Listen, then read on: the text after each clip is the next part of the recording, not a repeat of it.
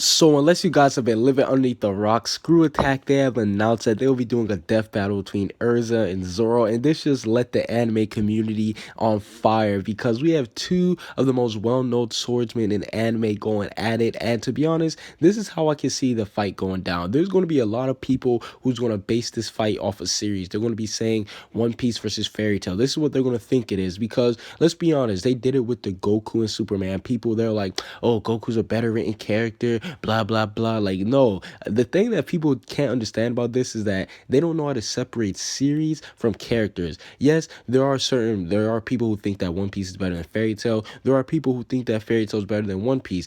But at the end of the day, it's not a series versus series, it's a character versus character. So before you make your pick, let's just put the bias for the series aside and just try to think off the character. Now, when it comes to these series, I'm caught up to both of these series. I read the One Piece manga, read the Fairy Tail manga, so I know what's going down. I know that in the new world right now, we really haven't seen too much of Zoro's ability. He's been toying around, Pika running away like a bitch, everything. Like Zoro, he's been breezing through the new world. A lot of people, they're saying that Jack should be his opponent. I think that would be a huge test of his abilities, but it still stands that we have not seen anything from Zoro. But Erza, on the other hand, ever since the time skip, we've seen her go in. I mean, we've seen her with so many different armors. We've seen her with her endurance ability, everything. And I think that this battle, it's going to be a little bit unfair for the One Piece side. That's only because we haven't seen from Zoro. Now, I don't know if ScrewAttack they're going to use like the pre-time skip Zoro versus pre-time skip Erza, because I know that when it came to Goku versus Superman,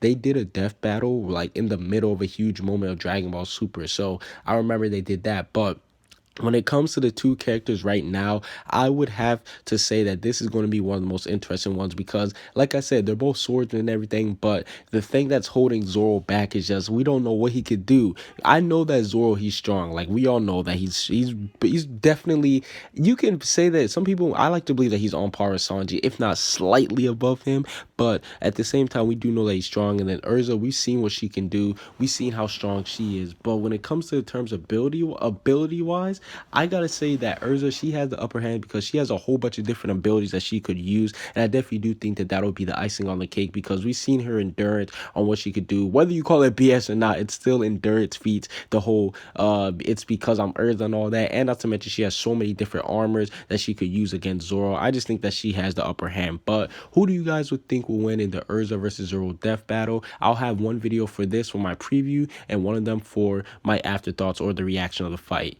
Comment what you guys see down below. Subscribe if you haven't.